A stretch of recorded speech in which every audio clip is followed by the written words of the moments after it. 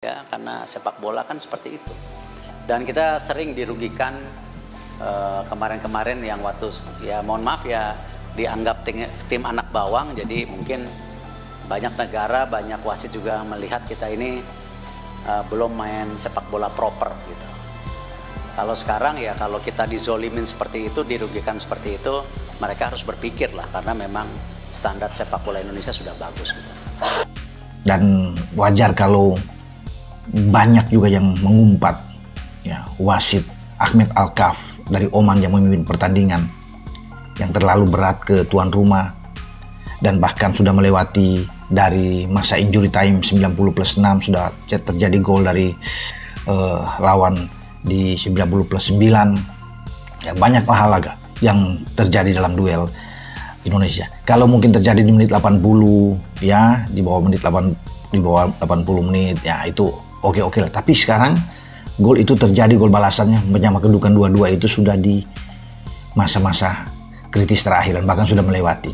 Tapi wasit seakan menunggu momen yang tepat sebelum dia meniup peluit panjang dan akhirnya Bahrain bisa menyamakan kedudukan.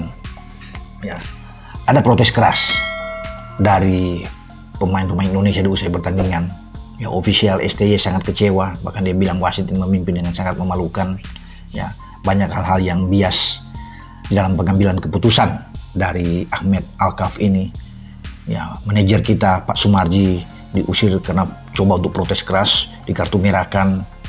Ya, dan Sain Patinama, pemain kita yang duduk di bench itu agak kesal melampiaskan emosi dia. Luar biasa kecintaan dia terhadap Indonesia, dan wajar kalau Sain emosi untuk melihat keadaan yang terjadi. Tapi apa mau dikata ya teman-teman, kita harus bersyukur saja. Inilah sepak bola, sudah terjadi juga di lapangan ya. Kita menyesal, oke, saya juga ya memang sangat disayangkan. Nah, kita lupakan dulu Bahrain, lupakan dulu wasit Ahmed Alkaf yang menyesakan itu, yang membuat kita banyak yang marah geram. Udah. Karena kita lihat saja permainan dari timnas Indonesia semalam. Luar biasa kan perjuangan dari para pemain. Ketinggalan, mereka mentalnya gak goyang. Gak ada kepanikan di lini pertahanan. Gak ada kesalahan-kesalahan di ruang pertahanan yang bisa dimanfaatkan oleh para pemain Bahrain.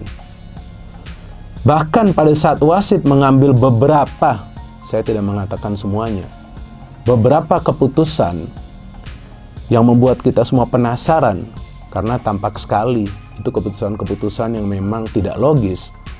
Para pemain sebetulnya tidak terpengaruh, bahkan tidak terpancing emosinya, karena mereka fokus. Fokus untuk apa? Fokus untuk meraih kemenangan. Dan hampir saja timnas kita menang di pertandingan semalam. Hampir saja. Hanya beberapa detik lagi. Tapi saya gak paham kenapa injury time-nya itu begitu panjang. Saya sama sekali gak paham. Banyak yang menanyakan kepada saya, tolong jelaskan kenapa injury time-nya bisa sampai 9 menit lebih. Itu seharusnya timnas kita menang. Secara permainan juga gak buruk. Berapa sih peluang dari Bahrain yang bisa mereka ciptakan dari open play?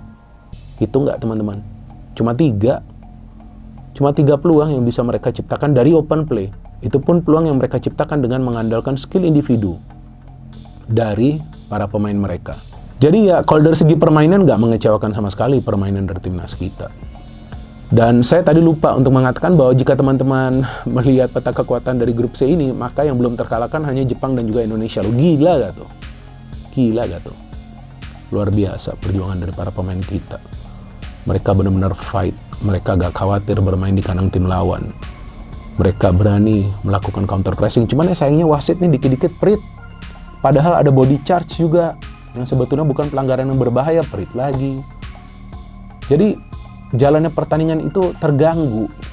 Kita bicara Bahrainnya dulu lah. Kenapa saya bilang, kalau saya petinggi PSSI, exco PSSI misalnya, saya minta 3 poin Bahrain. Saya minta di China 3 poin. Berarti dalam 2 kali away, saya minta 6 poin gitu. Okay. Minimalnya 4. Tapi saya kalau jadi petinggi PSSI, Exco PSSI, saya bilang 6. Kenapa? Bahrain tidak sehebat Bahrain era 2000-an sampai 2010. Saat itu Bahrain hanya tinggal 1 langkah ke Piala Dunia Jerman. Kalah sama Trinidad Tobago di playoff. Di 2010 tinggal 1 langkah lagi ke Piala Dunia Afrika Selatan. Kalah sama New Zealand, Selandia Baru. Jadi dia itu sudah dalam posisi reputasi yang papan atas Asia. Tapi pasca 2012 ke sini dia agak turun. Jadi satu, Bahrain yang sekarang, Bahrain yang tidak mengesankan seperti era Al Hubail dan Salman Isa 2000 ke 2010. Itu satu. Kedua, Indonesia sekarangnya kan mewah. Sudah 13 naturalisasi. Itu kan mewah, kemewahan. Kalau Agita dikasih mobil sekelas Ferrari, nyetirnya harus ngebut dong. Jangan kayak Bung Toel, kayak bawa angkot, bener nggak? Gitu. Jadi kalau CC-nya dikasih gede, main gede juga gitu loh. Pertandingan antara Bahrain melawan Timnas Indonesia semalam tanggal 10 Oktober tahun 2024 cukup menyedot atensi dari banyak warganet seluruh dunia. Hal ini karena keputusan wasit asal Oman Ahmed Al-Kaf yang dinilai merugikan Timnas Indonesia yang seharusnya bisa mengunci kemenangan atas Bahrain. Tak pelak, sejumlah keputusan kontroversial dari wasit Ahmed Al-Kaf sampai mendapat sindiran dari banyak penggemar sepak bola seluruh dunia melalui media sosial. Sebagaimana diketahui, Timnas Indonesia cukup percaya diri dalam lawatannya ke markas Bahrain untuk melakoni lanjutan babak ketiga kualifikasi Piala Dunia 2026. Tren positif sebelumnya dikantongi pasukan Sintayong yang dalam 2 laga terakhir sukses menahan imbang Arab Saudi dan Australia sekaligus mengeklaim 2 poin di grup C. Kendati demikian, mimpi buruklah yang justru didapat oleh Timnas Indonesia ketika berjumpa Bahrain sehingga skuad Garuda gagal mengeklaim poin penuh. Padahal, Timnas Indonesia sempat unggul hingga jelang laga berakhir sebelum akhirnya keputusan kontroversial dari sang pengadil Ahmed Al-Kaf membuyarkan semuanya. Ketika itu, wasit asal Oman Ahmed Al-Kaf memberikan tambahan waktu selama 6 menit di babak kedua. Situasinya, Timnas Indonesia sedang unggul 2-1. Namun faktanya, wasit Ahmed Al-Kaf tidak meniupkan peluit hingga waktu tambahan berjalan selama 9 menit. Lebih buruknya lagi, Bahrain sukses menyamakan kedudukan lewat Mohamed Marhun. Seketika kebijakan dari Ahmed Al-Kaf menuai kontroversi. Bukan hanya dari seluruh elemen Timnas Indonesia, melainkan juga datang dari supporter negara-negara di dunia. Seakan menunjukkan solidaritasnya untuk Timnas Indonesia, mereka pun merasa geram dengan keputusan-keputusan aneh dari wasit Ahmed Al-Kaf di pertandingan tersebut.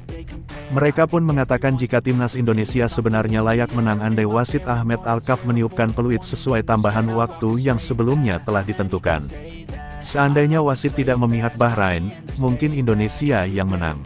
Tapi apapun yang terjadi, Indonesialah pemenang sesungguhnya, kata fans Jepang @sadaika2332. Saya tidak bisa berkata-kata, maaf Indonesia, Anda benar-benar layak menang tapi apa boleh buat, hal itu ketidakadilan wasit terjadi sekarang, papar netizen Korea @stil8540. Indonesia, kalian telah dirampok. Jangan biarkan hasil ini melemahkan semangat kalian. Kalian akan terus berkembang, ucap fans Australia @astarapat. Semangat Indonesia, keputusan wasit memang sangat buruk. Kami akan mendukung kalian selamanya, ungkap pendukung Thailand @kaikazuya2847. Bukan cuma itu, supporter internasional tersebut mengkritisi sikap dari negara-negara Timur Tengah yang kerap bermain secara tidak sportif dalam sejumlah turnamen. Kendati demikian, supporter seluruh dunia itu pun memberikan dukungan moral kepada Timnas Indonesia hingga mendoakan skuad STY agar melaju lebih jauh di babak ini. Berita selanjutnya, Kevin Dix tiba di Indonesia, kapan salaman dengan Erick Thohir? Pemain keturunan Indonesia, Kevin Dix terpantau tiba di Jakarta pada Kamis, tanggal 10 Oktober tahun 2024. Kedatangan Kevin Dix ini seperti yang diunggah melalui akun Instagram pengamat sepak bola, Ilhan Al-Katiri. Ilhan Al-Katiri mengunggah beberapa foto kedatangan Kevin Dix di Bandara Soekarno-Hatta, Jakarta. Sebelumnya, desas-desus naturalisasi Kevin Dix muncul setelah sang pemain mengakui bahwa agennya dihubungi oleh PSSI. Ketertarikan Kevin Dix untuk membela Timnas Indonesia pun semakin besar dengan skuad Garuda yang kini berjuang untuk menembus Piala Dunia 2026. Sebagai satu-satunya wakil Asia Tenggara di putaran ketiga kualifikasi Piala Dunia 2026 zona Asia, timnas Indonesia bermain di grup C yang notabene-nya adalah grup neraka. Mereka melawan tim-tim langganan Piala Dunia seperti Jepang, Australia dan Arab Saudi serta menghadapi tim kuat seperti Bahrain dan China. Timnas Indonesia pun memulai langkah bagus dengan belum kalah di 2 laga perdananya. Tim asuhan Sintayong ini mencatatkan 2 hasil imbang dari Arab Saudi dan Australia. Di sisi lain, kedatangan Kevin Dix ini belum dikonfirmasi oleh PSSI maupun pihak Kevin Dix sendiri. Seperti diketahui, tanda-tanda seorang pemain naturalisasi akan dilakukan jika sang pemain sudah berjabat tangan dengan Ketua Umum PSSI, Erick Thohir.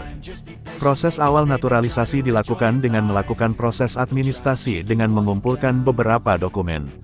Setelah itu, Kevin Dix akan menjalani beberapa pemeriksaan kesehatan sampai akhirnya proses naturalisasinya berjalan di pemerintahan. Erick Thohir pun selalu mengkonfirmasi jika jabat tangan dengannya menjadi awal proses naturalisasi. Sehingga ketika sang pemain belum melakukan jabat tangan, maka PSSI belum akan mengkonfirmasi naturalisasi sang pemain.